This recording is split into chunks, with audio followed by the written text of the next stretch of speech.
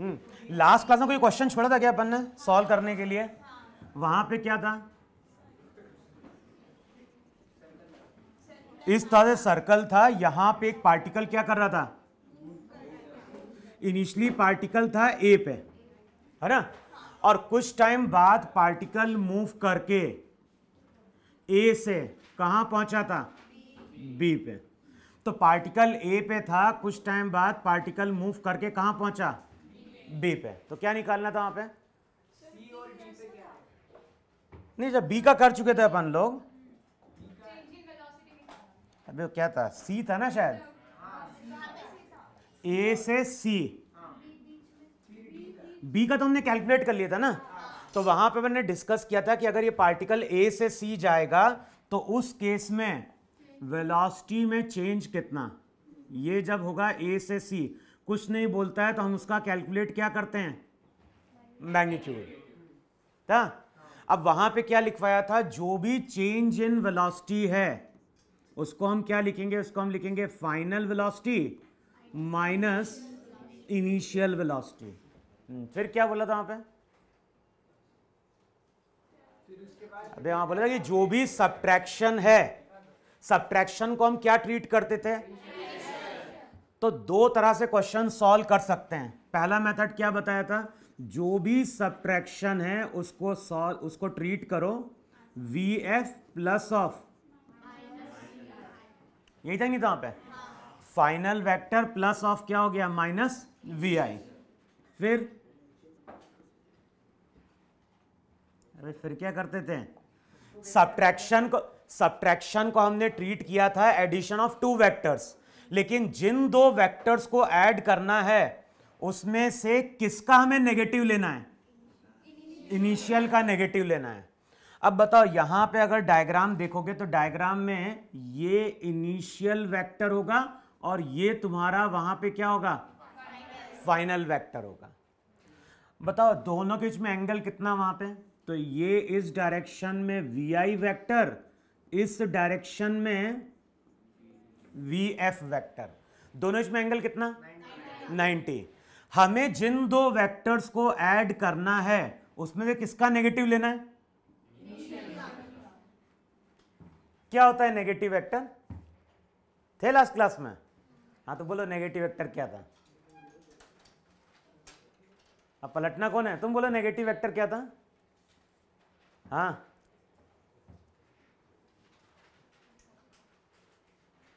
क्या था negative vector?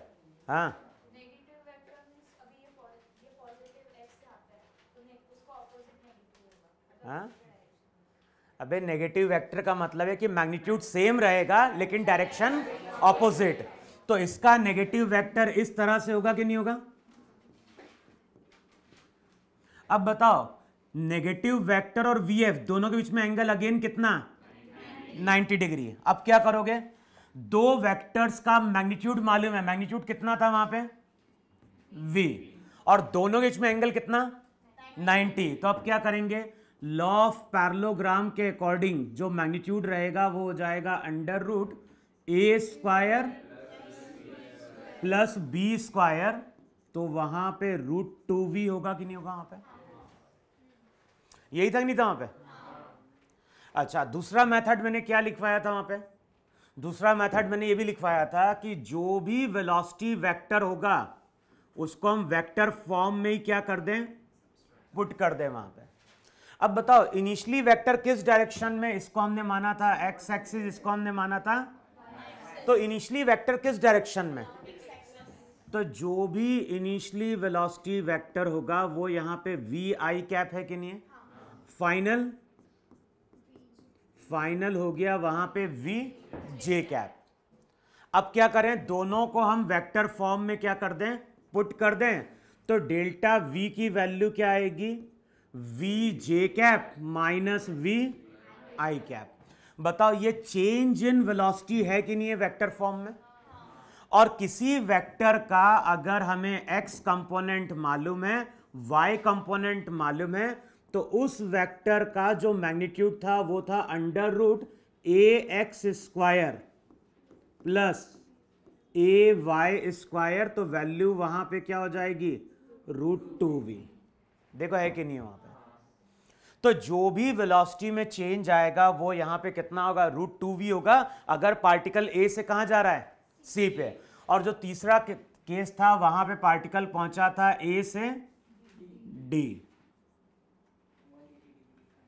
अब बताओ अगर यहां पे पार्टिकल ए से डी पहुंचा तो ये फाइनल वेक्टर हो गया कि नहीं हो गया। तो इस डायरेक्शन में इनिशियल वेक्टर, इस डायरेक्शन में अभी दोनों में एंगल कितना, 180। लेकिन हमें जिन दो वेक्टर को ऐड करना है उसमें से इनिशियल का क्या लेना है, नेगेटिव। तो इनिशियल का नेगेटिव ये होगा कि नहीं होगा। अब बताओ दोनों में एंगल कितना, और एंगल अगर 0 डिग्री होगा तो लॉ ऑफ पैरेललोग्राम से रिजल्टेंट a प्लस बी होता है कि नहीं होता है। तो यहां पे भी v, यहां पे भी v, तो जो भी चेंज इन वेलोसिटी आएगी a से d उसका मैग्नीट्यूड वहां पे 2v होगा कि नहीं होगा वहां पे। तो किया था सॉल्व।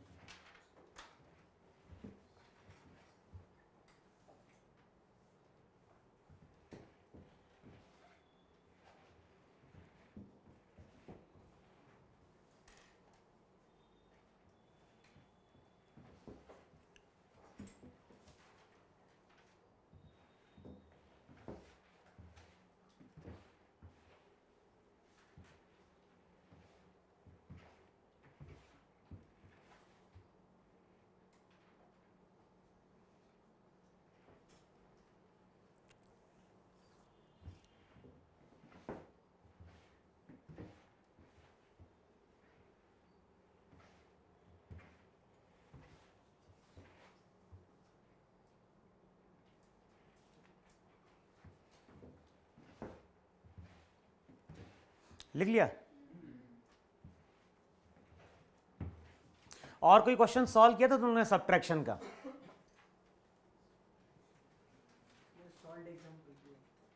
सॉल्व एग्जांपल में क्या था, वही अपने जो पिछले क्लास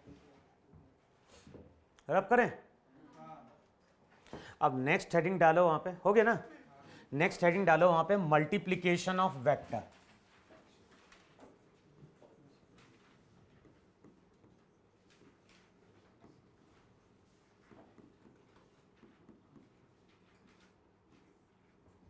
अभी तक हमने बात करी थी एडिशन की, सब्ट्रैक्शन की। अब नेक्स्ट हम किसकी बात करते हैं, नेक्स्ट हम बात करते हैं मल्टीप्लिकेशन ऑफ वेक्टर्स की। अच्छा, जब भी वेक्टर को मल्टीप्लाई करना होगा तो वेक्टर को मल्टीप्लाई करने के दो तरीके हैं। एक जो तरीका होता है इसको हम बोलते हैं स्केलर प्रोडक्ट। एक जो मल्टीप्लाई करने का तरीका है इसको हम बोलते हैं स्केलर प्रोडक्ट, या फिर इसको हम बोलते हैं डॉट प्रोडक्ट।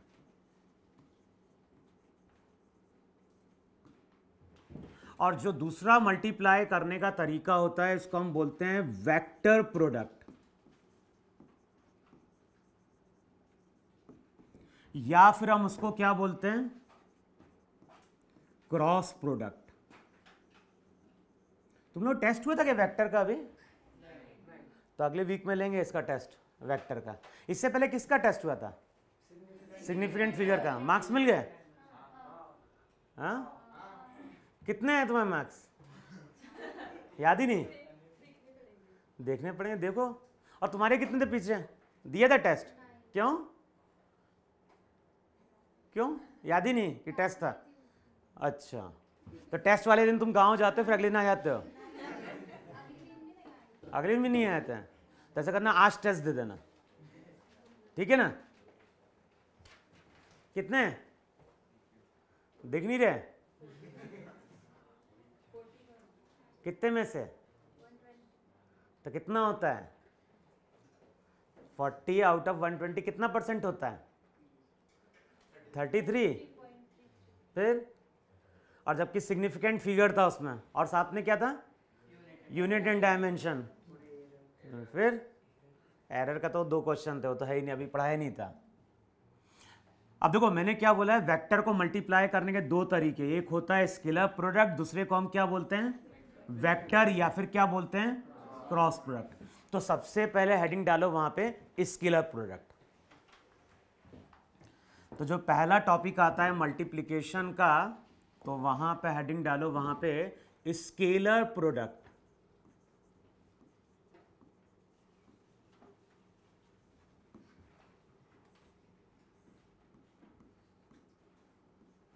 या तो हम स्केलर प्रोडक्ट बोलेंगे या फिर हम उसको क्या बोलेंगे? डॉट प्रोडक्ट बोलेंगे। अब यहां पे हमने क्या बोला? यहां पे हमने बोला कि एक वेक्टर है ए और दूसरा वेक्टर वहां पे क्या है? बी। हमारे पास 2 वेक्टर है, एक है वेक्टर ए, दूसरा है वेक्टर बी, और इन दोनों वेक्टर के बीच का एंगल कितना है? थीटा। अब यहां पे जो प्रोडक्ट है वो कौन सा प्रोडक्ट है? Scalar product. इसका मतलब है कि जब भी हम 2 वेक्टर का स्केलर प्रोडक्ट लेंगे, जो रिजल्ट आएगा, रिजल्ट हमेशा एक स्केलर क्वांटिटी होगी। समझ में? यहां पे जब हम 2 वेक्टर को मल्टीप्लाई करेंगे तो रिजल्ट वेक्टर नहीं होगा, रिजल्ट वहां पे क्या होगा? एक स्केलर होगा। इसीलिए हम उसको वहां पे क्या बोलते हैं? स्केलर प्रोडक्ट बोलते हैं। अब रिजल्ट क्या है? एक वेक्टर ए है, दूसरा वेक्टर बी है, इन दोनों के बीच का एंगल कितना है? थीटा। तो जो डॉट प्रोडक्ट होता है वो लिखा जाता है ए डॉट बी। ये सिंबल क्या बता रहा है? ये सिंबल बता रहा है कि 2 वेक्टर का हम क्या ले रहे हैं? डॉट प्रोडक्ट ले रहे हैं। और ए डॉट बी, इसका मैथ्स में फॉर्मूला दिया गया है, और फॉर्मूला दिया है A B cos theta. Formula कहां से आता है? फॉर्मूले के डेरिवेशन से मतलब नहीं है, हमें फिजिक्स में केवल ये फॉर्मूला अप्लाई करना आना चाहिए कि 2 वेक्टर का अगर डॉट प्रोडक्ट लेना है तो उसका फॉर्मूला होता है ए बी कॉस थीटा।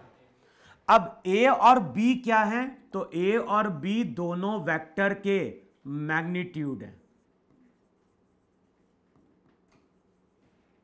भाई अगर हम 2 वेक्टर की बात कर रहे हैं और दोनों वेक्टर का हमें डॉट प्रोडक्ट लेना है, तो ए क्या रिप्रेजेंट कर रहा है? ए रिप्रेजेंट कर रहा है इस वेक्टर का मैग्नीट्यूड, बी इस वेक्टर का मैग्नीट्यूड, तो फॉर्मूला हो गया ए बी कॉस थीटा। और थीटा क्या है? थीटा है angle between vector A and vector B.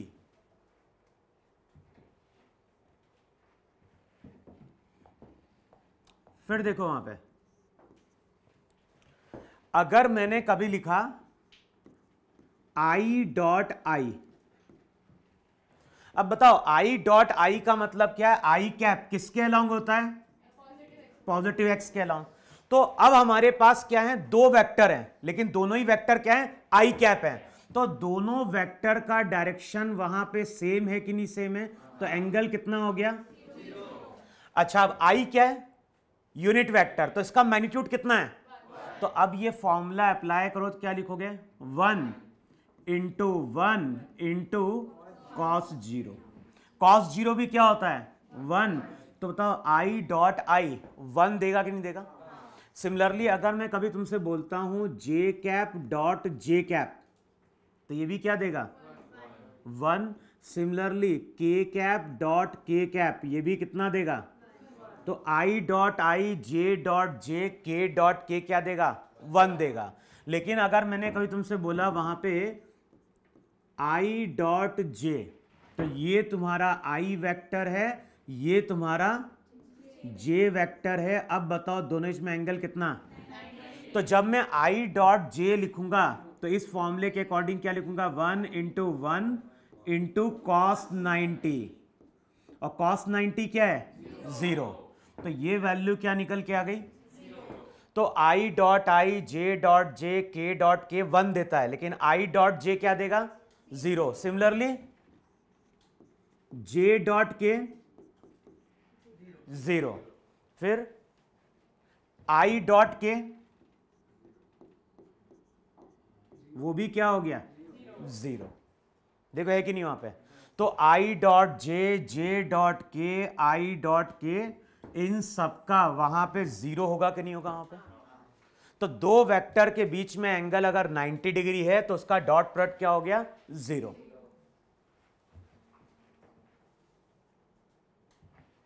इतना है।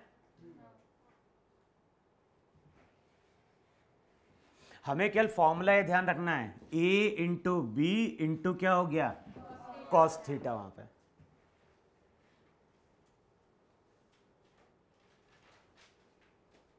लिखा इतना,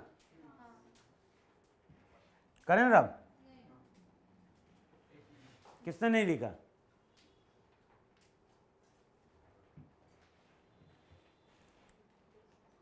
हो गया। अब जैसे देखो, अगर मैंने एक वेक्टर लिखा ए और मान लो उसकी इक्वेशन लिखी 2i cap plus 3j cap minus 2k cap. हमारे पास एक वेक्टर है 2i cap plus 3j cap minus क्या हो गया, 2k कैप। दूसरा वेक्टर है b और मान लो इसकी इक्वेशन दी है minus i cap plus 4j cap plus 2k cap. तो हमारे पास दो वेक्टर हैं, एक वेक्टर है ए, दूसरा वेक्टर क्या है, बी। अब क्वेश्चन में क्या बोल रहा है, क्वेश्चन में बोल रहा है कि दो वेक्टर का हमें डॉट प्रोडक्ट कैलकुलेट करना है। हमें दो वेक्टर का डॉट प्रोडक्ट क्या करना है, कैलकुलेट करना है। अब देखो तरीका क्या है, पहले वेक्टर ए को लिखो। तो वेक्टर ए क्या हो गया, 2i cap plus 3j cap minus 2k cap dot. अब b की वैल्यू पुट करोगे तो ये हो जाएगा minus i cap plus 4j cap plus 2k cap. यही कि नहीं। अब मल्टीप्लाई करने का तरीका क्या है, तो मल्टीप्लाई करने का तरीका है कि पहले हम 2i कैप का डॉट प्रोडक्ट लेंगे पूरे के साथ वहां पे, फिर अगले स्टेप में हम 3j कैप का डॉट प्रोडक्ट लेंगे पूरे टर्म के साथ, फिर अगले स्टेप में माइनस 2k कैप का डॉट प्रोडक्ट लेंगे पूरी टर्म के साथ वहां पे। अब देखो, अब जब डॉट प्रोडक्ट लेने जाओगे तो यहां पे देखो कांस्टेंट कितना है, 2, और यहां पे कांस्टेंट कितना है, -1। तो पहले कांस्टेंट को मल्टीप्लाई करो, तो 2 इंटू -1 -2। अब i डॉट आई क्या देगा, कांस्टेंट पहले मल्टीप्लाई कर लिया। अब बताओ i डॉट आई,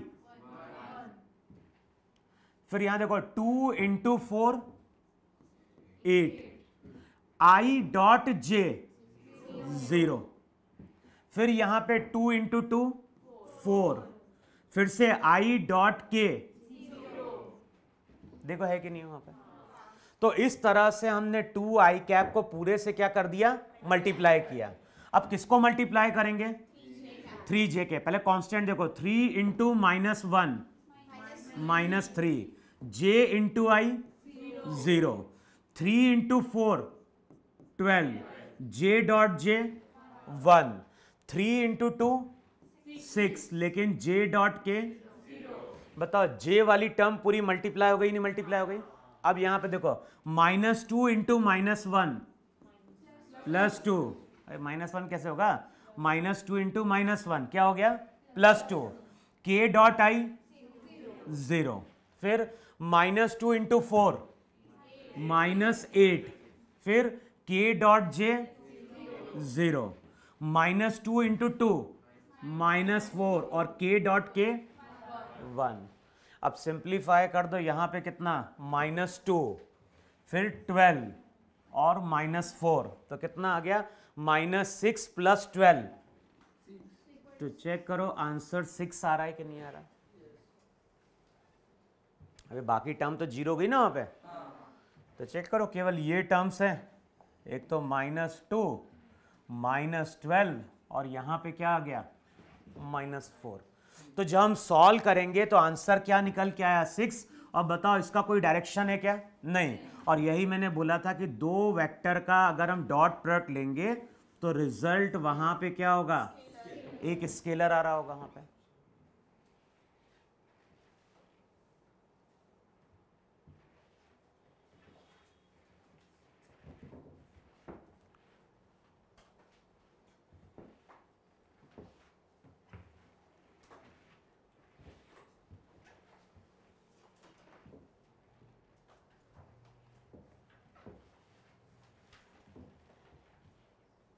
लिखा इतना, रब करें ना,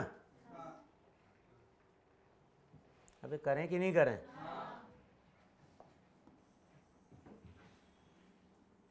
अब देखो सॉल्व करने का तरीका तो यही है कि हम मल्टीप्लाई करते हैं, लेकिन जब हमें न्यूमेरिकल सॉल्व करना है तो हम क्या करें, वहां पे सीधे a डॉट बी अगर कैलकुलेट करना है तो हमें मालूम है केवल i डॉट आई का मतलब होता है, j डॉट जे का मतलब होता है, k डॉट k का मतलब होता है, बाकी सब टर्म क्या होती है, जीरो हो जाती है। तो हम सीधे क्या करेंगे, 2 into minus one minus two, 3 into plus 4, तभी प्लस था ना, 12 माइनस 2 इंटू 2, तो यहां से रिजल्ट क्या आ गया। तो जब भी हम मल्टीप्लाई करें, डॉट प्रोडक्ट लें, तो हम केवल i डॉट आई देखें, j डॉट जे देखें और k डॉट के देखें, बाकी टर्म से मतलब है ही नहीं, बाकी टर्म तो वहां पे क्या हो जाएगी, जीरो। आया समझ में इतना? अब करके देखो यार इसको फिर से। मान लो अगर मैंने इक्वेशन लिखी a equals to minus 2i cap plus 4j cap minus 10k cap, और जो वेक्टर b है, वेक्टर b को लिखा है 4i cap minus 20j cap minus 2k cap. अब मुझे कैलकुलेट क्या करना है, मुझे बताना है कि a डॉट b क्या देगा, तो अब मल्टीप्लाई कर दो वहां पे। वेक्टर a दिया है, वेक्टर b दिया है, दोनों का हमें डॉट प्रोडक्ट क्या करना है, कैलकुलेट करना है। माइनस, देखो चेक करो, माइनस 108 बन रहा है क्या?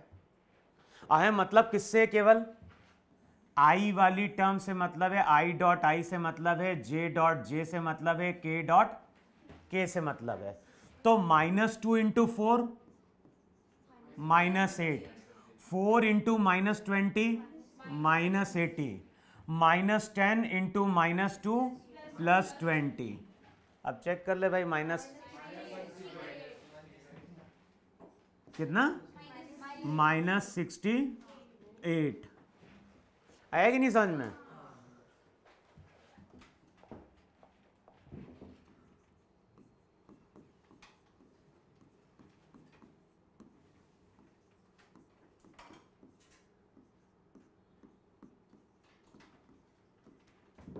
अब कैलकुलेट करना है a डॉट बी। हमें क्या कैलकुलेट करना है, हमें कैलकुलेट करना है a डॉट बी।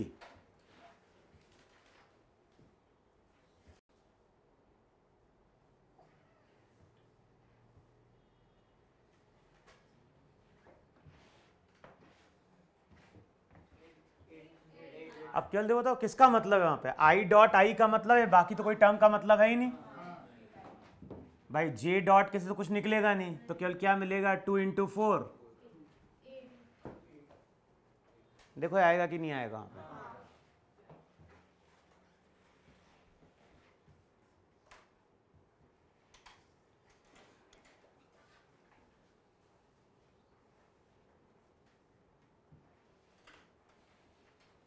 लिखा है इतना।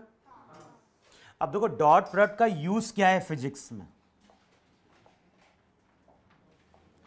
अगर मान लो हमारे पास एक वेक्टर a है, हमारे पास एक वेक्टर a है, दूसरा वेक्टर b है।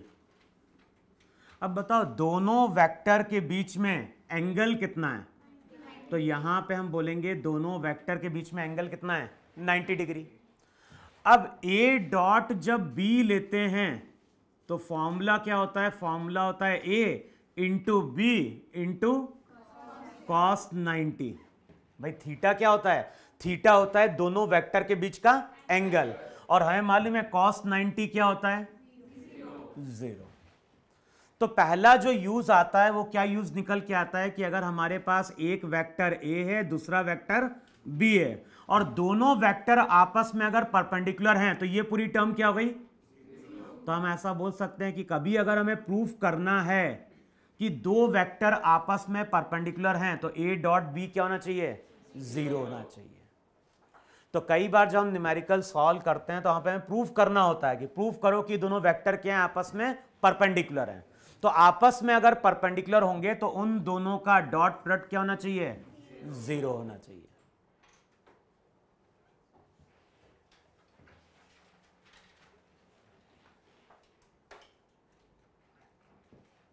तो पहला यूज यही है कि अगर हमें प्रूफ करना है कि दो वेक्टर आपस में क्या है? परपेंडिकुलर हैं, तो उनका डॉट प्रोडक्ट क्या होना चाहिए? 0।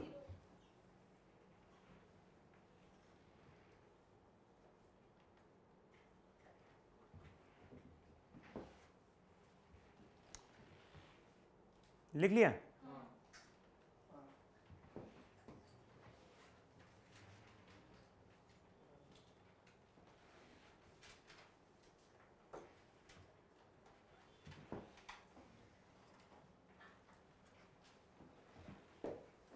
तो पहला यूज क्या है?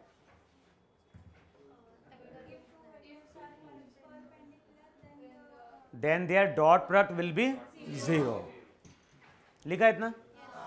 अब जैसे देखो, अगर मैंने कभी लिखा कि एक वेक्टर है ए की वैल्यू दी हुई है 2i cap plus 3j cap plus 4k cap, हमारे पास दूसरा वेक्टर है, इसकी वैल्यू दी है अल्फा आई कैप प्लस जे कैप माइनस 3k कैप। कितने वेक्टर है हमारे पास? अबे 3 कहाँ है? 2 ही तो दिख रहे हैं, 3 किसको दिख गया है? 2 वेक्टर है ना। एक हमारे पास वेक्टर ए है, दूसरा वेक्टर है हमारे पास बी। अब वो करना क्या है? Find out the value of alpha. Find out the value of alpha. Find out the value of alpha if the two vectors. Find out the value of alpha if the two vectors are perpendicular to each other.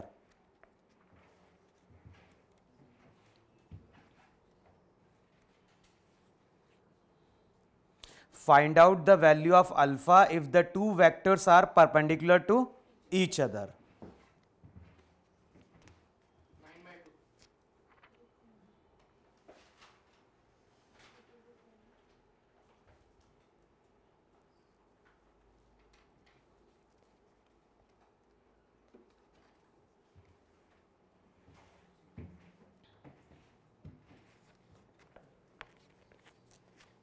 बताओ, दो vectors अगर perpendicular है तो उनका dot product क्या होना चाहिए? तो हमें क्या करना है? हमें ए डॉट बी 0 के बराबर इक्वेट कर देना।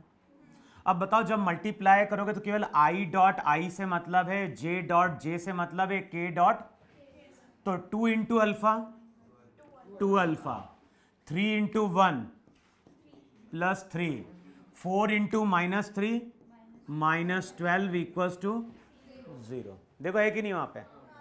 अब चेक कर लो अल्फा की वैल्यू कितनी आ रही है। अल्फा आ गया वहां पे कितना?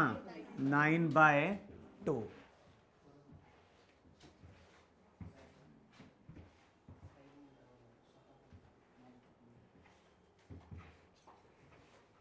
देखो आ रहा है कि नहीं आ रहा वहां पे?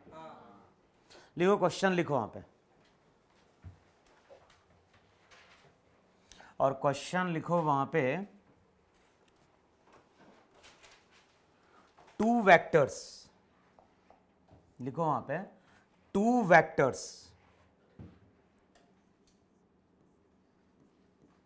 और लिखो वहां पे vector p equals to 2i cap plus bj cap plus 2k cap. Two vectors, दो वेक्टर्स हैं P equals to 2i cap plus bj cap plus 2k cap, और दूसरा वेक्टर है Q, और जो वेक्टर Q है वो है i cap plus j cap plus k cap. तो क्वेश्चन में क्या बोल रहा है, two vectors P and Q are perpendicular to each other. Two vectors P and Q are perpendicular to each other if two vectors are perpendicular to each other if, पहला option लिखो b equals to 0, if b, पहला option लिखो b equals to 0, second option लिखो b equals to 1, third option लिखो b equals to 2, b equals to 2, और चौथा option लिखो b equals to -4।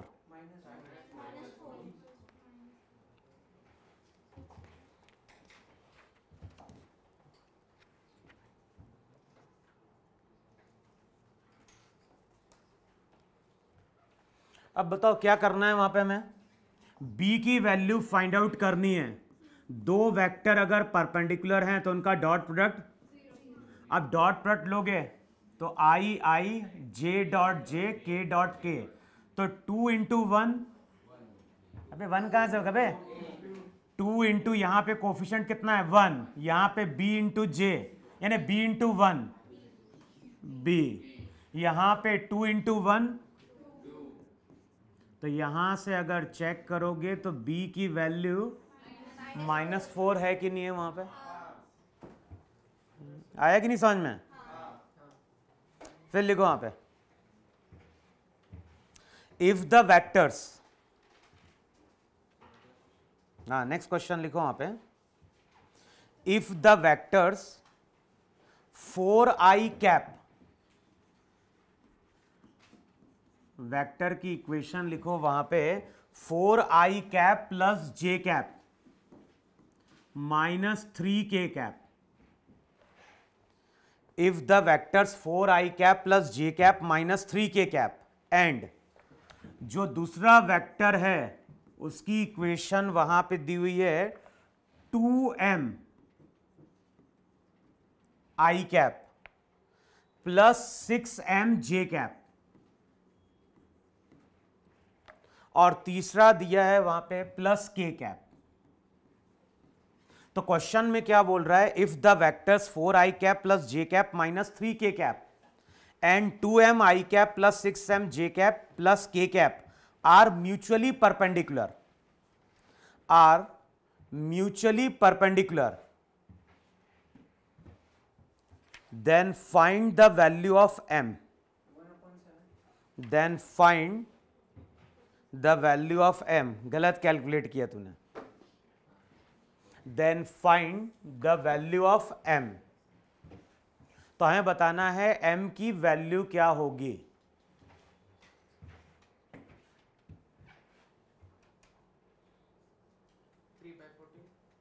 Three by check करो, 3 बाय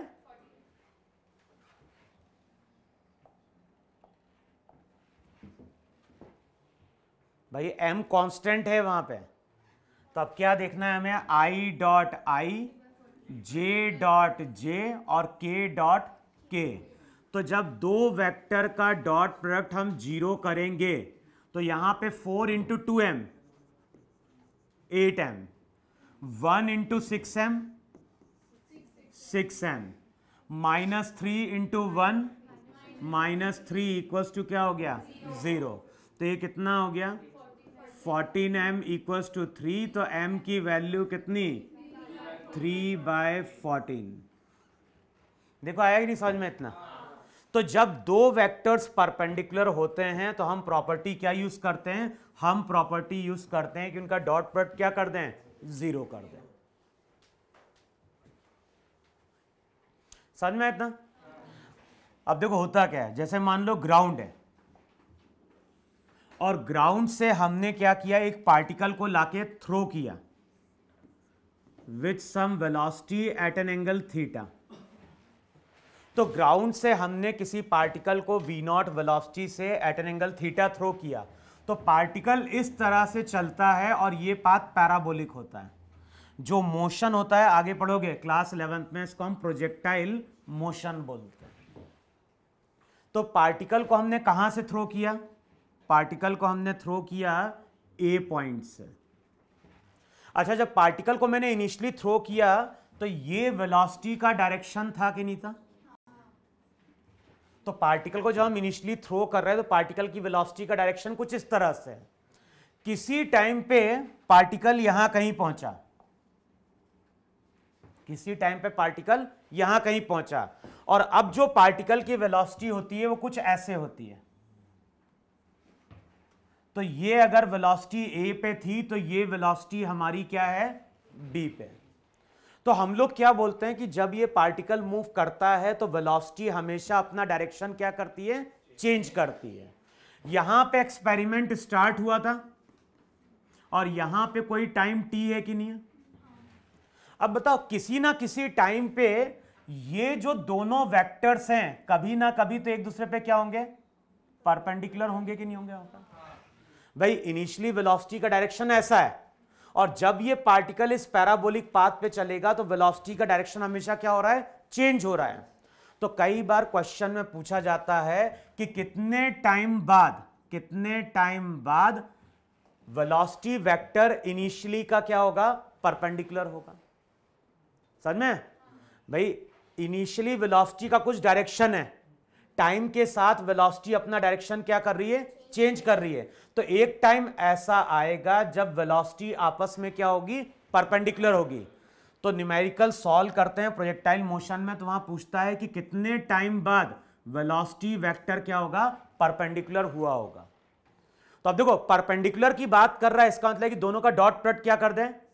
तो जब न्यूमेरिकल सॉल्व करते हैं तो वहां पे हम ए पॉइंट पे वेलोसिटी कैलकुलेट करते हैं। ये अगर पॉइंट बी है तो बी पॉइंट पे वेलोसिटी कैलकुलेट करेंगे और दोनों का डॉट प्रोडक्ट क्या कर देंगे? जीरो कर देंगे। अब कैसे कैलकुलेट करते हैं बाद में पता चलेगा कि कैलकुलेशन कैसे करना है, लेकिन ऐसे बहुत सारे केसेस आएंगे फिजिक्स में जहां पे बोलता है कि दोनों चीजें आपस में क्या है? परपेंडिकुलर है। तो जब भी फिजिक्स में बोल रहा है कि दो चीजें आपस में परपेंडिकुलर हैं, इसका मतलब है कि हम इस प्रॉपर्टी को यूज कर सकते हैं, और प्रॉपर्टी क्या है? दोनों का डॉट प्रोडक्ट क्या कर दो? जीरो कर दो।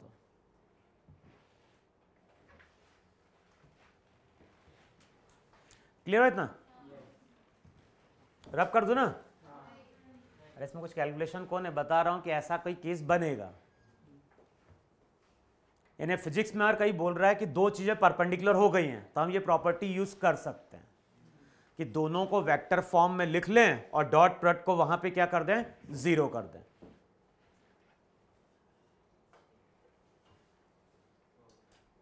हो गया? फिर देखो, मैंने क्या बोला है? पहला यूज तो क्या है? अबे डॉट प्रोडक्ट का पहला यूज क्या है कि दो वेक्टर अगर परपेंडिकुलर हैं तो उनके डॉट प्रोडक्ट को क्या कर दो? जीरो कर दो। अब दूसरा देखो, यहां पे एक्स एक्सिस, यहां पे वाई एक्सिस, और यहां पे हम शो कर रहे हैं एक वेक्टर ए, और जो भी वेक्टर ए है उसकी इक्वेशन हमने क्या लिखी है? √3i प्लस जे कैप। हमने इक्वेशन क्या लिखी वहां पे? √3i प्लस जे कैप। हमारे पास एक और वेक्टर बी है, हमारे पास एक वेक्टर ए है, दूसरा वेक्टर बी है, और जो वेक्टर बी है उसकी इक्वेशन दी हुई है वहां पे i प्लस √3j। तो एक वेक्टर ए है, दूसरा वेक्टर वहां पे क्या है? बी है, और इन दोनों का डॉट प्रोडक्ट या इन दोनों के बीच का एंगल कितना दिया है? थीटा। तो हमारे पास एक वेक्टर ए है, दूसरा वेक्टर बी है, और दोनों वेक्टर के बीच का एंगल कितना है?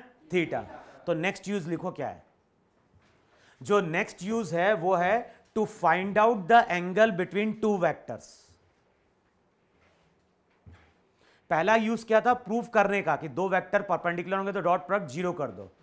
दूसरा यूज क्या है, कभी भी क्वेश्चन में अगर बोल रहा है कि दो वेक्टर के बीच में एंगल फाइंड आउट करना है तो वहां पे हम डॉट प्रोडक्ट क्या करते हैं, यूज करते हैं। अच्छा अब देखो, दो वेक्टर के बीच में हमें एंगल फाइंड आउट करना है तो तरीका क्या लिखवाया था, वहां पे लिखवाया था ए डॉट बी किसके बराबर होता है, ए बी कॉस थीटा के। अब थीटा क्या है, एंगल बिटवीन टू वेक्टर्स, तो कॉस थीटा की वैल्यू क्या निकलेगी, कॉस थीटा की वैल्यू निकलेगी A dot B upon A B. अब ए क्या है, ए तो है मैग्नीट्यूड। अब बताओ मैग्नीट्यूड कितना होगा, वेक्टर का x कंपोनेंट मालूम है, y कंपोनेंट मालूम है, तो इसका मैग्नीट्यूड क्या होगा, √3 का 3, 1 का स्क्वायर 1, तो a की वैल्यू 2 आएगी कि नहीं आएगी। सिमिलरली b क्या होगा, b होगा √ax स्क्वायर प्लस,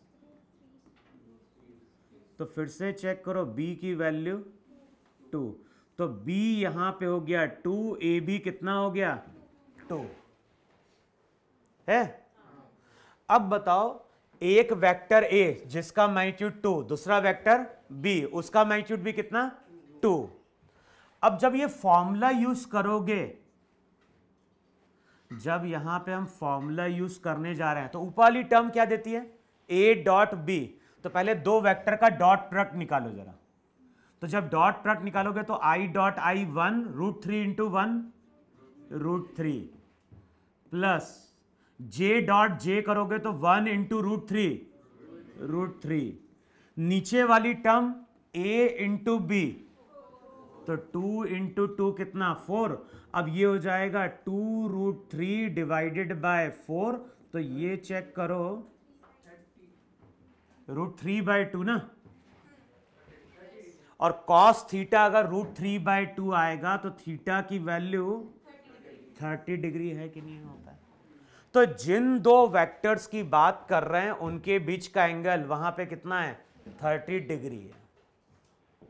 तो अगर हमें दो वेक्टर्स के बीच में एंगल फाइंड आउट करना है तो वहां पे डॉट प्रोडक्ट का फॉर्मूला क्या करते हैं, यूज करते हैं। समझ में आया? दूसरी चीज ये थी कि इस क्वेश्चन को हम ज्योमेट्री से भी सॉल्व कर सकते थे। जैसे देखो ये एंगल मान लो कितना अल्फा, ये पूरा एंगल, तो बताओ थीटा की वैल्यू क्या लिखी जाती, फिर थीटा की वैल्यू बीटा माइनस अल्फा लिखते ही नहीं लिखते वहां पे। अच्छा अब चेक करो अल्फा की वैल्यू कैसे मिलेगी, तो यहां पे x कंपोनेंट कितना √3, y कंपोनेंट कितना 1, तो tan अल्फा क्या हो जाएगा बताओ, tan अल्फा हो जाएगा परपेंडिकुलर अपॉन बेस, तो ये 1/√3, तो अल्फा की वैल्यू 30 डिग्री है कि नहीं वहां पे है। अब इस वेक्टर की अगर बात करोगे तो बताओ इस वेक्टर का x कंपोनेंट कितना 1, y कंपोनेंट, अब मुझे अगर कैलकुलेट करना है tan बीटा, तो tan बीटा क्या होगा, परपेंडिकुलर अपॉन बेस, तो √3/1 यानी √3 होगा, तो बीटा की वैल्यू कितनी, तो बीटा 60, अल्फा 30। अब यहां पुट कर दो वहां पे, तो थीटा की वैल्यू हो जाएगी 60 माइनस 30, यानी ये क्वेश्चन तो ज्योमेट्री से भी सॉल्व होता है, लेकिन कोई जरूरी नहीं कि हर क्वेश्चन ज्योमेट्री से सॉल्व हो पाएगा, क्योंकि ये वेक्टर तो प्लेन में है। अगर वेक्टर स्पेस में होगा तो अभी फिर उसका x भी होगा y भी होगा, फिर क्या होगा, तो फिर हम ज्योमेट्री लगा नहीं पाते हैं, तो फिर हमें क्या करना पड़ता है, फिर हमें यही फॉर्मूला वहां पे यूज करना होता है। आया कि नहीं समझ में? लिखो क्वेश्चन लिखो वहां पे जरा,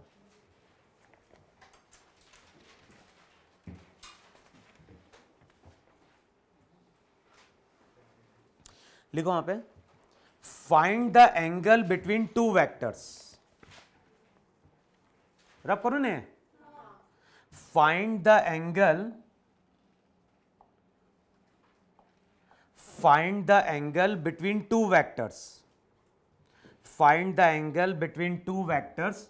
और जो वेक्टर ए है, वेक्टर ए को हमने क्या लिखा है, 2i कैप प्लस जे कैप माइनस के कैप। और जो वेक्टर बी है, वेक्टर बी को हमने क्या लिखा है, वेक्टर बी को लिखा है i कैप माइनस के कैप। तो हमारे पास दो वेक्टर हैं, वेक्टर ए को लिखा है 2i कैप प्लस जे कैप माइनस के कैप, और वेक्टर बी को हमने क्या लिखा है, i कैप माइनस के कैप। अब बताना है दोनों वेक्टर्स के बीच में एंगल कितना।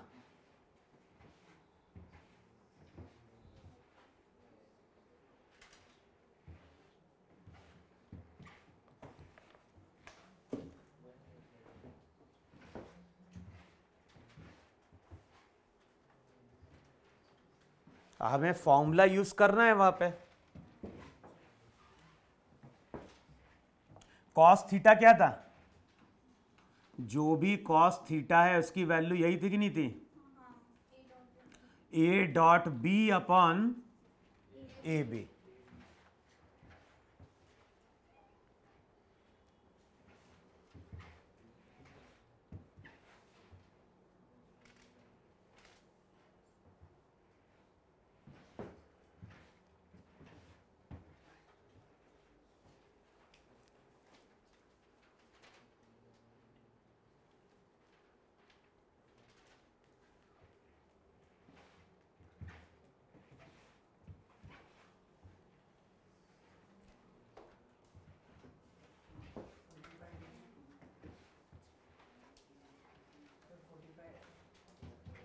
फोर्टी फाइव आ रहा है।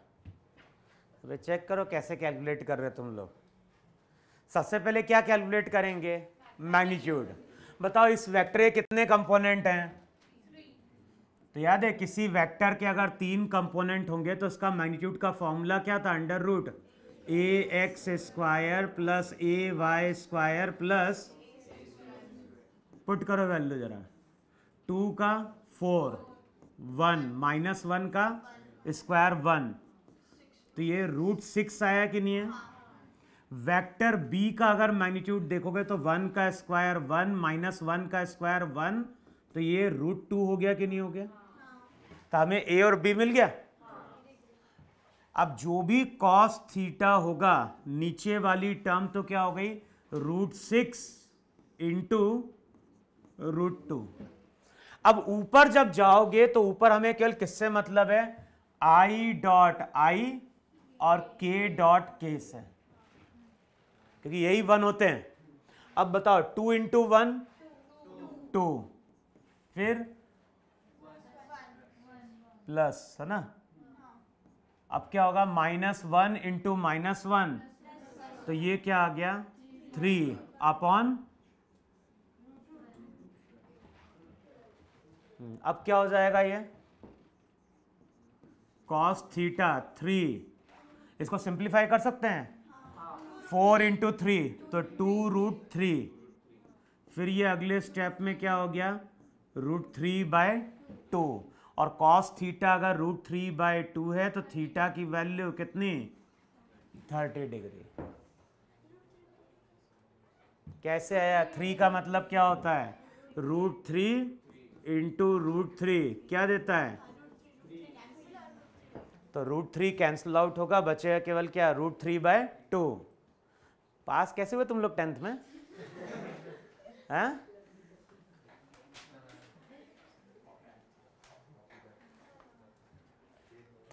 अभी ये सब मैथ्स में नहीं था क्या, √2 इंटू √2 क्या देता है, हाँ?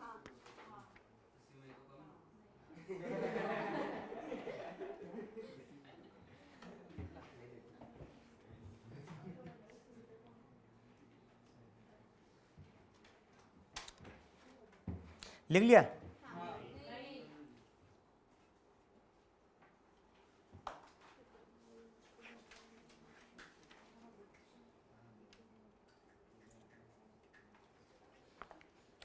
हो गया ना, रब करें, लिखो वेक्टर ए लिखो 3i कैप, वेक्टर ए दिया हुआ है 3i cap plus 2j cap plus k cap. तो वेक्टर ए दिया है 3i cap plus 2j cap plus k cap, और वेक्टर बी दिया हुआ है 5i cap minus 5i cap minus 2j cap minus 3k cap है। तो एक दिया है वेक्टर ए, दूसरा दिया है वेक्टर बी। अब फाइंड आउट क्या करना है, दोनों के बीच का एंगल। तो कैलकुलेट करो वहां पे दोनों वेक्टर के बीच का एंगल कितना है।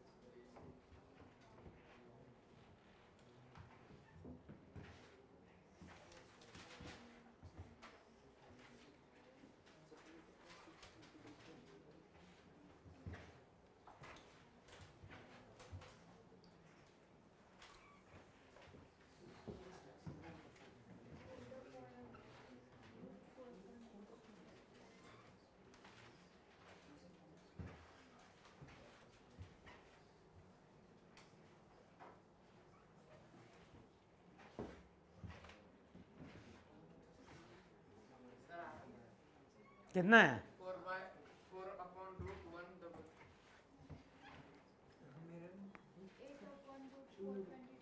8/, चेक करो। अबे पहले क्या कैलकुलेट किया था मुझे, पहले ए का मैग्नीट्यूड कैलकुलेट किया, कितना आया 9 प्लस 4 प्लस 1, तो कितना √14। बी का 5 का 25 माइनस 2 का 4 और माइनस 3 का 9, तो कितना आ गया √38। अब क्या था, कॉस थीटा जो था वो था A.B/, तो A इंटू बी का मतलब तो क्या हो गया √14 इंटू √38। अब जब मल्टीप्लाई करोगे तो I.I से मतलब है J.J और K.K से। कोफिशिएंट मल्टीप्लाई करो, 3 इंटू 5 15, 2 इंटू -2 1 इंटू -3,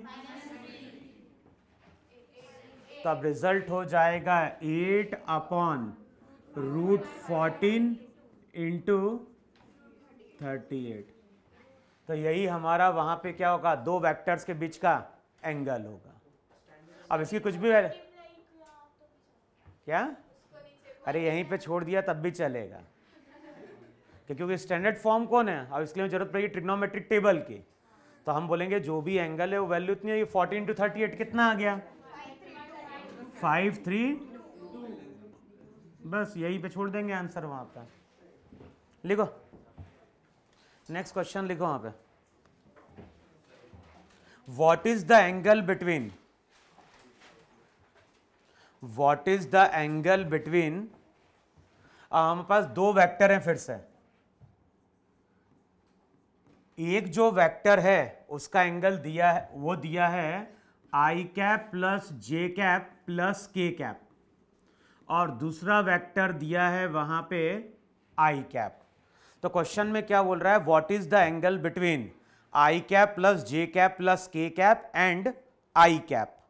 तो बताना है इन दोनों वेक्टर्स के बीच में एंगल कितना।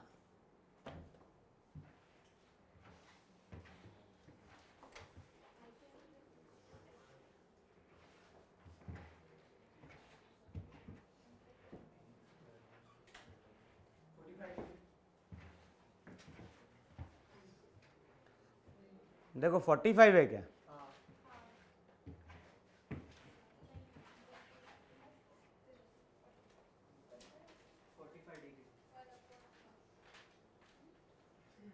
और नहीं हुआ तो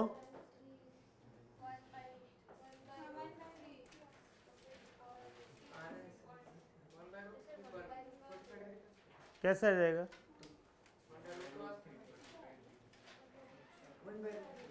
जो कुछ भी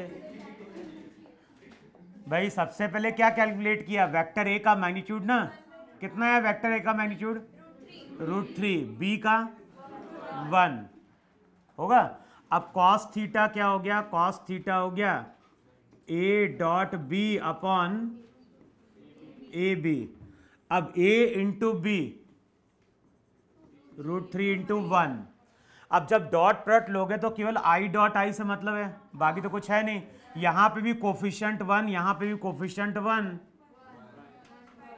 तो जो भी कॉस थीटा आएगा वो यहां पे कितना आ जाएगा, 1/√3। देखो आ रहा है कि नहीं आ रहा है इतना,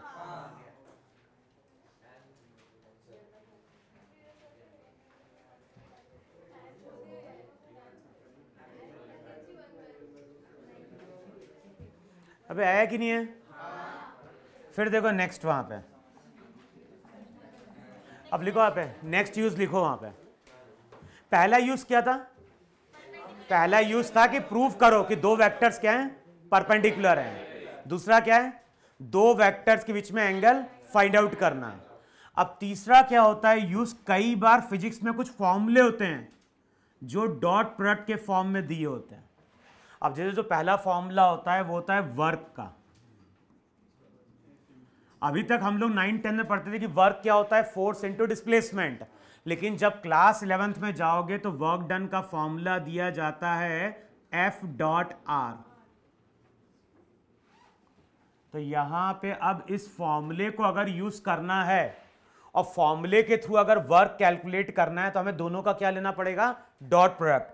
F क्या है, F रिप्रेजेंट करता है वहां पे फोर्स, और R वहां पे क्या रिप्रेजेंट कर रहा है, R रिप्रेजेंट कर रहा है वहां पे डिस्प्लेसमेंट। तो कुछ ऐसे फॉर्मूले होते हैं फिजिक्स में जहां पे डॉट प्रोडक्ट क्या किया जाता है, यूज किया जाता है। तो क्लास 11th में ये एक फॉर्मूला आएगा जहां पे हमें डॉट प्रोडक्ट क्या करना है, यूज करना। तो हमें क्या मालूम होना चाहिए वहां पे, फोर्स की इक्वेशन वेक्टर फॉर्म में, साथ में डिस्प्लेसमेंट भी वेक्टर फॉर्म में। लिखो इसमें क्वेश्चन वहां पे, और लिखो वहां पे work done bye a force F, work done bye a force F on a body, work done by a force F on a body is, work done by a force F on a body is F dot R, work done by a force on a body is F dot R, where R is the displacement of the body, where R is the displacement of the body. अब क्या बोल रहा है, given that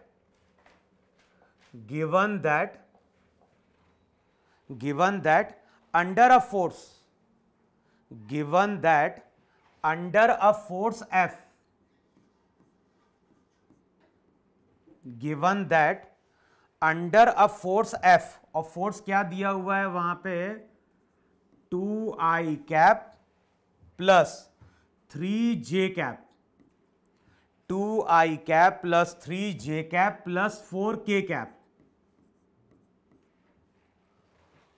Given that under a force F equals to 2i cap plus 3j cap plus 4k cap Newton, a body is displaced, force Newton में है, is displaced from position vector r1, is displaced from position vector r1, और R1 की equation दी हुई है 2i cap plus 3j cap plus k cap. Given that under a force 2i cap plus 3j cap plus 4k cap newton, a body is displaced from position vector 2i cap plus 3j cap plus k cap metre to the position vector, to the position vector R2, और R2 की value दी हुई है वहां पे i cap plus j cap plus k cap, i cap plus j cap plus k cap metre. Find the work done by this force, find the work done by this force.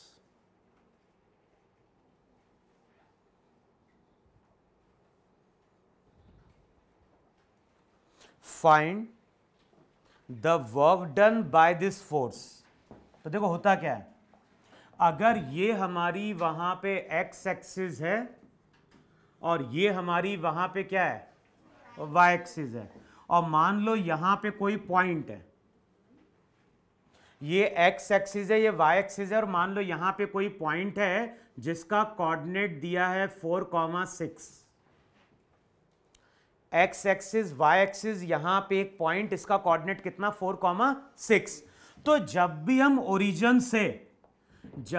Origin से join करेंगे इस point को, origin से join करेंगे इस point को, draw करेंगे एक वेक्टर, तो उस वेक्टर को हम पोजीशन वेक्टर बोलते हैं. समझ में? अगर हमें कोऑर्डिनेट सिस्टम में कोई पॉइंट दिया है और ओरिजिन से पॉइंट को ज्वाइन करके अगर हम एक वेक्टर ड्रॉ कर रहे हैं, तो इस वेक्टर को हम वहां पे नाम देते हैं पोजीशन वेक्टर. अच्छा बताओ, पोजीशन वेक्टर की अब इक्वेशन क्या लिखोगे? यहां पे पोजीशन वेक्टर की इक्वेशन क्या लिखोगे? वहां पे बताओ, इस वेक्टर का x कंपोनेंट कितना 4, y कंपोनेंट 6, तो हम ऐसा लिखेंगे 4i cap plus 6j cap. अब यहां पे अगर देखोगे तो डायग्राम कुछ ऐसा बनेगा कि नहीं बनेगा? ये हो गया x, ये हो गया y. अब फोर्स के कारण पार्टिकल कहां से कहां गया? R1 से R2. तो यहां पे डायग्राम ड्रॉ करें, यहां कहीं एक पॉइंट था A, इसको ज्वाइन करके हमने एक वेक्टर ड्रॉ किया, तो ये वेक्टर R1 था. तो पार्टिकल कहां पे था? पहले R1 वेक्टर पे. फिर कुछ टाइम बाद पार्टिकल पहुंच गया R2 वेक्टर पे. तो बेसिकली पहले पार्टिकल A पे था, फिर पार्टिकल कहां पहुंच गया? B पे, क्योंकि ये पोजीशन वेक्टर है कि नहीं है वहां पे? भाई इस पॉइंट का भी कुछ कोऑर्डिनेट होगा, इस पॉइंट के भी क्या होंगे? कुछ कोऑर्डिनेट होंगे. तो पार्टिकल कहां से कहां गया? A से B गया. अब बताओ, डिस्प्लेसमेंट अगर देखना है तो डिस्प्लेसमेंट हमेशा इनिशियल टू फाइनल होती कि नहीं होती वहां पे? तो अगर मुझे यहां पे डिस्प्लेसमेंट देखना होगा तो ए से बी हम एक वेक्टर ड्रॉ करें ही नहीं ड्रॉ करेंगे? डिस्प्लेसमेंट एक वेक्टर क्वांटिटी होती है और उसका डायरेक्शन हमेशा इनिशियल टू फाइनल होता है। तो बताओ ये आर मेरा डिस्प्लेसमेंट है कि नहीं?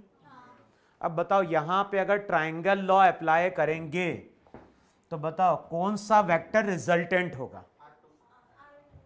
भाई R1 का हेड किससे कोइंसाइड कर रहा है? R के टेल से। तो R2 यहां पे रिजल्टेंट होगा कि नहीं होगा? तो R2 की वैल्यू क्या होगी? R1 plus R। इस फॉर्मूले में हमें क्या कैलकुलेट करना है? डिस्प्लेसमेंट। तो जो भी डिस्प्लेसमेंट रहता है उसकी इक्वेशन लिखी जाती है final position vector minus initial, या फिर बोलोगे यहां पे R1 था। तो जब भी हमें डिस्प्लेसमेंट कैलकुलेट करना होगा तो उसको हम लिखेंगे final position minus initial position. अब बताओ यहां पे R डिस्प्लेसमेंट कितना आएगा? R2 माइनस क्या करना है? R1 करेगा, माइनस क्या देगा? यहां पे आई कैप -2 आई कैप तो क्या देगा? माइनस आई कैप। जे कैप -3 जे कैप, फिर अबे जीरो कहां से प्लस कर रहे हो? क्या जीरो? क्या बोल रहे हो? अबे के माइनस के क्या देगा? जीरो। तो देखो आर जो वेक्टर रहेगा वो यही है कि नहीं है डिस्प्लेसमेंट माइनस आई कैप -2 जे कैप। हमें क्या कैलकुलेट करना है? हमें तो कैलकुलेट करना है वहां पे वर्क डन का फॉर्मूला। वर्क डन, तो वर्क डन क्या था? वर्क डन था वहां पे F डॉट आर। अब बताओ F का मतलब क्या है? F का मतलब है वहां पे 2 आई कैप प्लस 3 जे कैप प्लस 4 के कैप डॉट, फिर क्या है वहां पे? माइनस आई कैप माइनस। अब बताओ जब डॉट प्रोडक्ट लोगे तो यहां पे किससे मतलब है? हमें यहां पे मतलब है आई से और जे से। बताओ अब क्या देगा जब मल्टीप्लाई करेंगे? मेरे को कांस्टेंट मल्टीप्लाई करना है तो 2 इंटू -1 -2, 3 इंटू -2 और यूनिट क्या हो जाएगी? इसकी यूनिट हो जाएगी वहां पे कितनी? -8 जूल।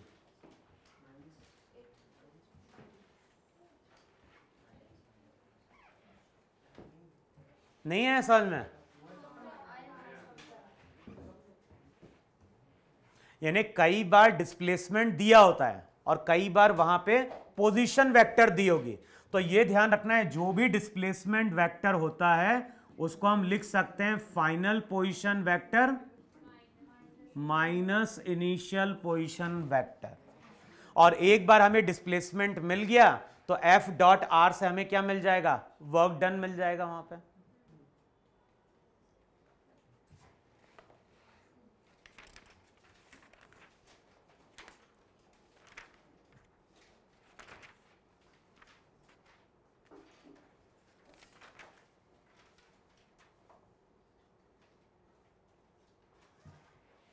लिखा?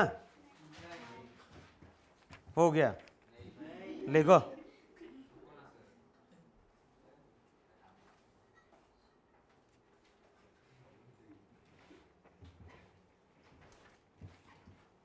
लिखो वहां पे।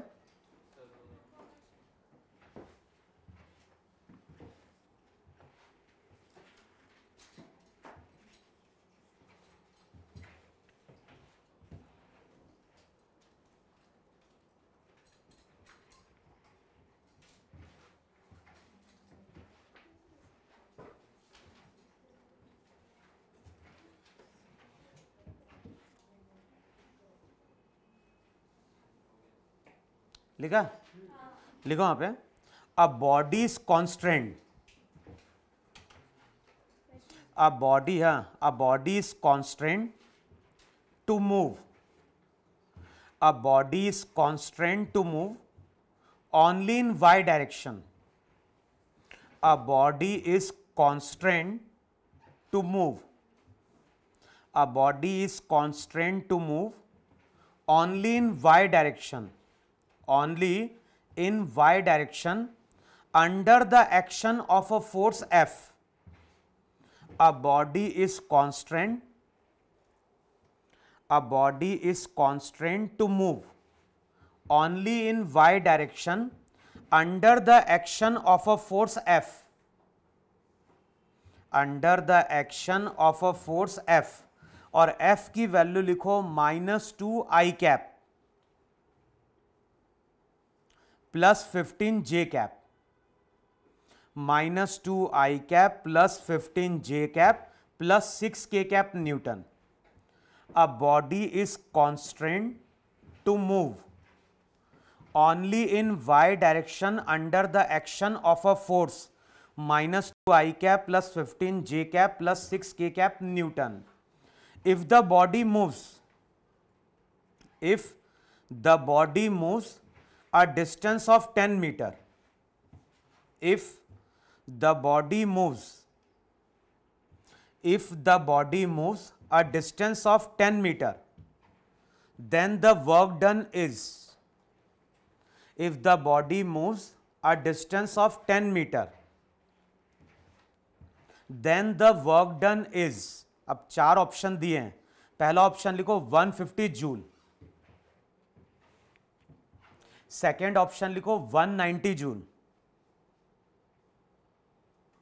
थर्ड ऑप्शन लिखो वहां पे 163 जूल, और लास्ट ऑप्शन लिखो वहां पे 185 जूल.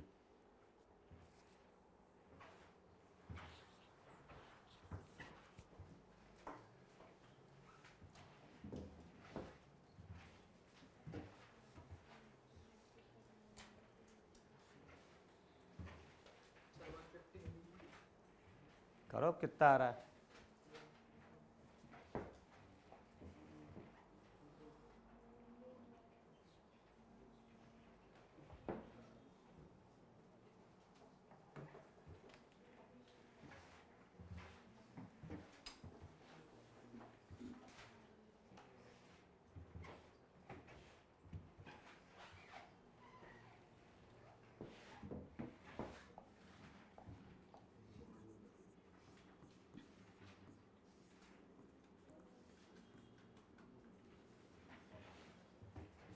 हमें क्या करना है, डॉट प्रोडक्ट लेना है वहां पे.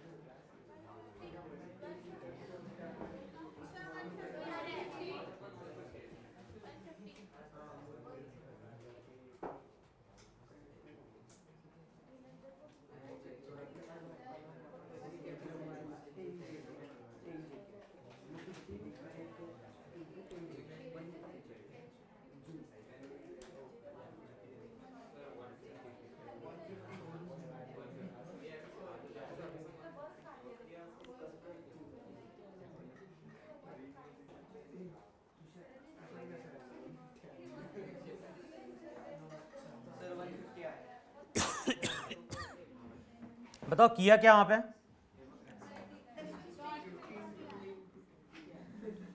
फोर्स की इक्वेशन क्या थी, -2 I cap plus 15 J cap plus 6 K cap. बताओ ये फोर्स है कि नहीं है. पार्टिकल किसके अलोंग मूव करने वाला है, y के अलोंग. तो y के अलोंग j कैप होता है कि नहीं होता यूनिट वेक्टर? कितना चला y के अलोंग? वो 10 मीटर। तो डिस्प्लेसमेंट जो रहेगा वो 10 j कैप होगा कि नहीं होगा? तो f मालूम है, r मालूम है। अब क्या करेंगे वहां पे, जब डॉट प्रोडक्ट लेंगे तो j डॉट j से मतलब है कि नहीं है? तो 15 इंटू 10,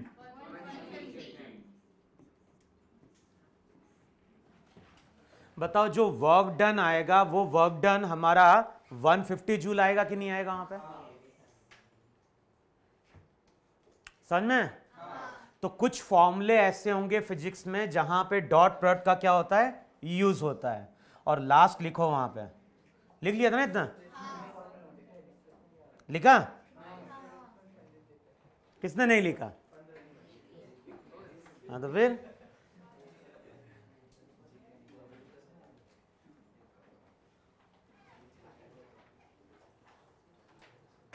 लिख लिया? क्या लिखा? क्या लिखा? जो दिख रहा है वो लिख रहे हो? तुमसे पूछ रहे हैं, हो गया? आ गया था आंसर तुम्हारा?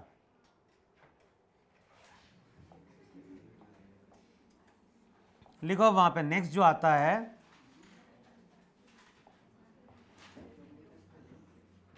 ये लिखो यहां पे vector A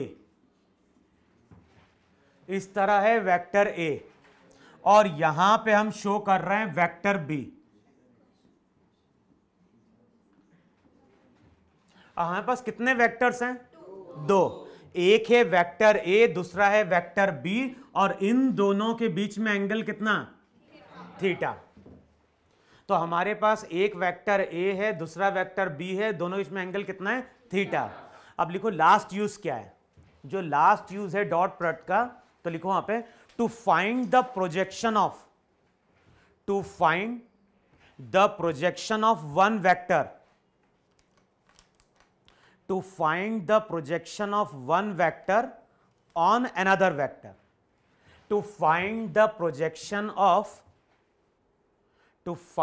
projection of one vector on another vector। अब अगर हमें किसी एक वेक्टर का दूसरे वेक्टर पे क्या करना है, प्रोजेक्शन फाइंड आउट करना है, तो वहां पे हम डॉट प्रोडक्ट यूज करते हैं। अब ये बताओ मुझे, किसी भी वेक्टर का हम प्रोजेक्शन कैसे कैलकुलेट करते हैं? क्या? अभी कैसे कैलकुलेट करते हैं प्रोजेक्शन? ये बताया था वहां पे कि अगर इस तरह से ये ग्राउंड है, ये तुम्हारी वॉल है, और यहां पे अगर कोई रॉड रखी है, तो कैसे कैलकुलेट किया था प्रोजेक्शन? अगर मैं बोल रहा हूं कि इस रॉड का वॉल पे प्रोजेक्शन क्या है, तो क्या करोगे? क्या करेंगे? पढ़ा था तुमने प्रोजेक्शन? हाँ, क्या पढ़ा था? अभी याद नहीं। और कितना परसेंटेज आया 10th में? 90। तो कैसे है? हाँ, अरे पास में तो खुशी हुई, नहीं खुशी हुई? तो कहाँ मिठाई कहाँ लाया? दुख हुआ क्या 91 आने पे? एक्सपेक्टेड क्या था? 71 था, 91 आ गया। तो फिर ज्यादा था? कितना एक्सपेक्ट किया था? 100?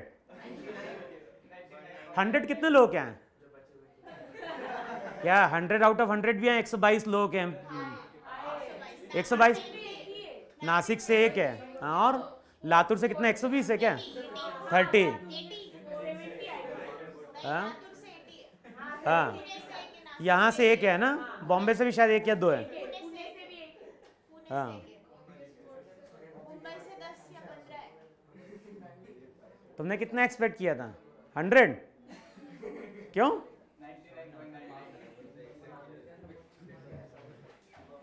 अबे वहां पे जब भी हमें प्रोजेक्शन कैलकुलेट करना होता है तो हम क्या करते हैं, उसके एंड से परपेंडिकुलर ड्रॉ कर देते हैं। अब ये जो मिलेगा ये प्रोजेक्शन है कि नहीं है? अगर मैं तुमसे पूछता हूं कि इस रॉड का वॉल पे प्रोजेक्शन कैसा है, तो यहां पे ऐसे परपेंडिकुलर ड्रॉ करोगे, तो ये प्रोजेक्शन वॉल पे आ गया कि नहीं आ गया? तो ये रॉड का प्रोजेक्शन वॉल पे है और ये रॉड का प्रोजेक्शन किस पे है, ग्राउंड पे है। ऐसा है कि नहीं है? अब अगर मैं बोलता हूं कि मुझे वेक्टर बी का ए पे प्रोजेक्शन फाइंड आउट करना है, तो हम क्या करेंगे, हम बी से ए पे क्या ड्रॉ करेंगे, परपेंडिकुलर ड्रॉ करेंगे। होगा? अब ये बताओ, जब हम प्रोजेक्शन ड्रॉ करेंगे तो ये लेंथ कितनी होगी यहां से लेके यहां तक की? क्या क्या क्या? अबे बी का मैग्नीट्यूड नहीं है, ये वेक्टर है, इसके कितने कंपोनेंट बनेंगे, 2। तो अबे इसको एक्स एक्सिस मान लो ना, यहां पे ये कर सकते हो इतना, यहां पे कि इसको एक्स मान लो जरा।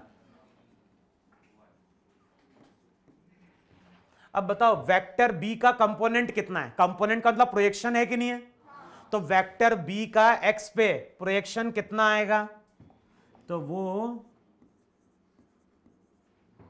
बी कॉस थीटा होगा कि नहीं होगा? अबे बी कॉस थीटा क्या है? इस केस में वेक्टर बी का जो प्रोजेक्शन होगा वो बी कॉस थीटा है कि नहीं है? तो B cos theta vector B का प्रोजेक्शन ए पे है कि नहीं है? प्रोजेक्शन का मतलब ये लेंथ है कि नहीं है, यहां से लेकर यहां तक की। तो अगर मैं तुमसे पूछता हूं कि बी का ए पे प्रोजेक्शन कितना है, तो तुम बी कॉस थीटा बोलोगे नहीं बोलोगे?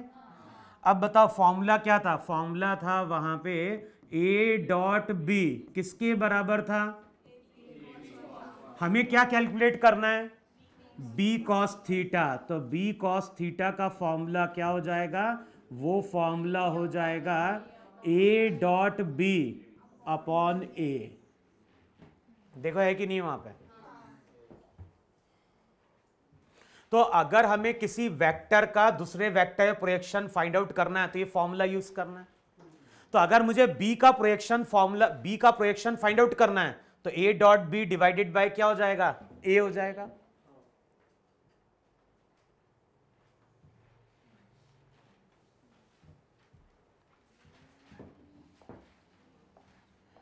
अब ऐसा यहां पे ए था, यहां पे हमने क्या ले लिया,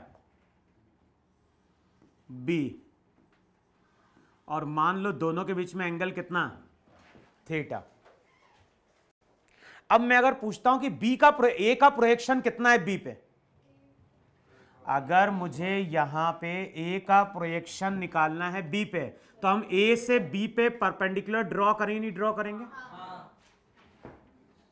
अब मैंने अगर इसको मान लिया यहां पे एक्स एक्सिस, इसको मान लिया कितना, वाई एक्सिस। समझ में आ रहा है? ये एक्स एक्सिस, ये वाई एक्सिस। अब बताओ ए का प्रोजेक्शन का मतलब ये लेंथ है कि नहीं है, यहां से लेके यहां तक? कितनी है लेंथ है ए? अबे जिसके साथ थीटा एंगल होता है उसके साथ कौन सा कंपोनेंट चलता है? तो यहां पे ए कॉस थीटा है कि नहीं है? तो ए कॉस थीटा क्या है, ए कॉस थीटा वेक्टर ए का प्रोजेक्शन है किस पे, बी पे। तो अगर मुझे ए का प्रोजेक्शन बी पे फाइंड आउट करना है तो वो हो जाएगा A dot B divided by, तो जिस पे प्रोजेक्शन कैलकुलेट करना होगा वो नीचे आएगा। अगर ए पे कैलकुलेट करना है तो A dot B divided by A, अगर बी पे कैलकुलेट करना है तो A dot B divided by B. तो इस फॉर्मूले के थ्रू हम कई बार वेक्टर का प्रोजेक्शन दूसरे वेक्टर पे क्या करते हैं, कैलकुलेट करते हैं। जितना आगे समझ में,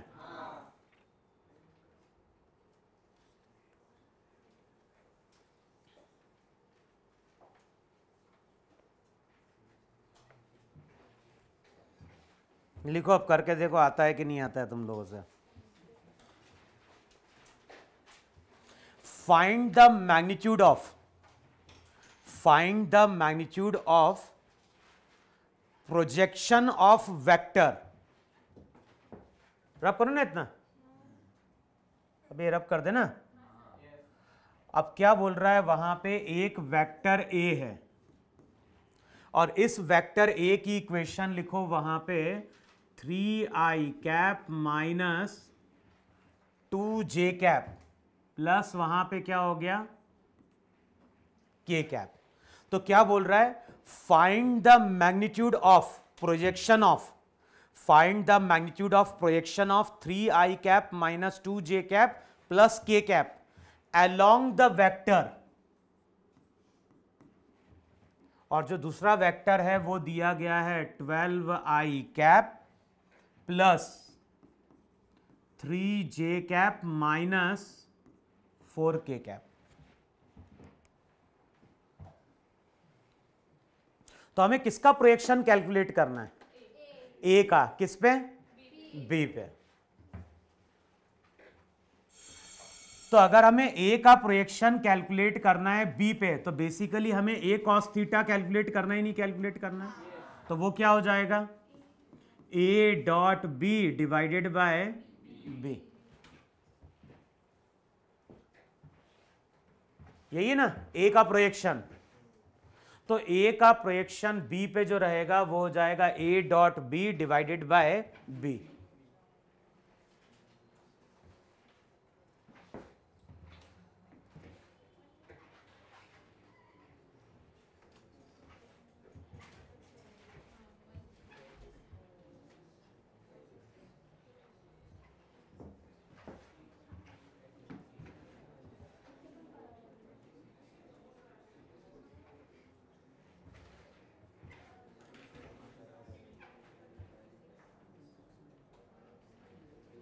कितना है,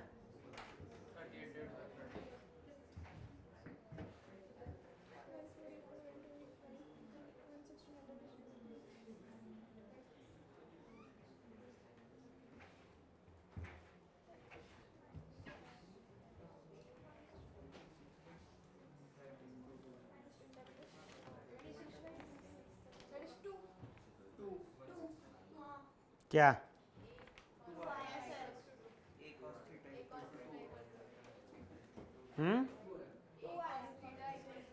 देखो आ रहा है। सबसे पहले तुमने क्या कैलकुलेट किया, मैग्नीट्यूड ऑफ बी। बताओ बी का जो मैग्नीट्यूड रहेगा वो जाएगा अंडर रूट ऑफ 12 का 144 प्लस 3 का, तो ये रूट 13 रूट 169 यानी 13 आ गया कि नहीं आ गया, तो इसका मैग्नीट्यूड 13। अब जब डॉट प्रोडक्ट लोगे तो I dot I, J dot J, के डॉट के से मतलब है कांस्टेंट मल्टीप्लाई करना है, 12 into 3 36 minus 2 into 3 minus 6 minus 4 into 1, तो ये हो जाएगा 26 डिवाइडेड बाय 13। बताओ यही वेक्टर ए का कंपोनेंट है कि नहीं बी पे,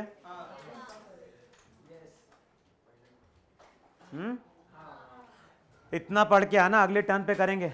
अगले टर्न पे लास्ट टॉपिक है वो है क्रॉस प्रोडक्ट वेक्टर का।